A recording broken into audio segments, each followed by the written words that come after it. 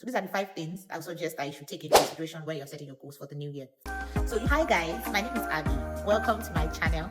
On this channel, I talk about self-development, professional development, developing yourself in every area of your life in general, especially as women. If this is something you're interested in, please hit the like button, subscribe to my channel so that you can enjoy more videos related to this topic and conversation. Today, I'll be talking about setting goals for the new year and just providing tips and advice on how to go about setting your goals and just planning out your year.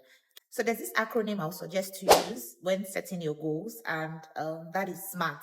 So SMART is specific goals that are measurable, attainable, relevant, and time-bound. So these are the 5 things I'll suggest that you should take in consideration when you're setting your goals for the new year. So usually we all have New Year resolutions. Oh, it's a new year. I'm going to start going to the gym. For me, going to the gym, eating healthier, and quite a lot of things for different people. But I think one important thing to bear in mind is that ensure that these goals are specific and don't make your goals be too broad or too general. For instance, I want to go to the gym. Going to the gym is quite broad, right? So what I would say is I'll go to the gym 9 a.m.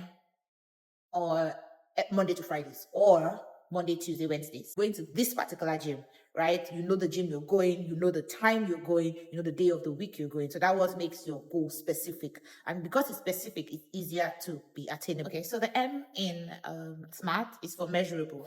So when you've set a goal, it's important to ensure that these goals are measurable in the sense that you're able to track it to determine whether or not you've achieved this goal. So, for instance, let's give it. I think I'm kind of like on a weight loss journey, so my examples will be more about weight. For instance, you say I want to be fit, or I want to be healthy, or I want to lose weight, right? So if you want to lose weight, you have to track it, right? By July, or let's say, no, July is kind of long. So let's say by March, I want to have dropped about 5 to 10 pounds, right? So if you're specific with your goals that you want to drop 5 to 10 pounds by this time, then it's easy to measure whether you've achieved it. It's also important to ensure that your goals are realistic and attainable. For example, if I say I want to lose 30 kg in 1 month, that is that's kind of extreme and maybe a bit unrealistic. So it's important to ensure that the goals you are setting for yourself are things that you can actually achieve. They're very attainable, right? Obviously, you can have big dreams, you can have big goals, and you can have big dreams like, okay, I want to do this, and it might not seem feasible at the moment, but okay, if I put my mind to it, this is something I can actually achieve and I can attain, right? So it's important to bear in mind when setting your goals that this goal is actually attainable and it's not just out of the blues. It's not just a dream that I don't see how I can achieve it. If you do that, then you're probably just setting yourself up to fail. So R is for relevance. It's important to bear in mind that the goals you are setting for yourself are also relevant to your skills, relevant to your values. I don't think it makes sense to just setting goals just because other people are setting these goals, right? So other people have these parameters for themselves. And then when you sit down and think about it, you're like, okay, how is this even relevant to my life? Like, how is it going to make my life better? What am I going to gain by achieving this goal? Am I just doing it because everybody's doing it? And I don't really know why I am trying to achieve this certain goal. So it's important to ensure that whatever goal you are setting for yourself is relevant to your life, relevant to your values, relevant to your skills, your career, your profession, just whatever it is that you're trying to achieve is relevant to your life in general, and not just that you're jumping on the bandwagon because someone is doing this, then I want to do it. So, and then finally, ensure that your goal is time bound. What is worth doing is worth doing well. And a lot of us will say, yes, I work well under pressure. I work well under pressure. Maybe when you're even interviewing for a job, right? And I think for me, I do work well under pressure, right? When I know that there's a time I need to get something done, I make sure I get it done.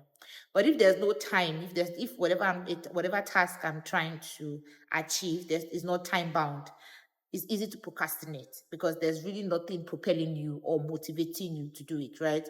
But if you set your goals and you put it down and you say, okay, I've written down my goals and I want to achieve this before, some people put before the end of the year. I don't like to put the end of the year.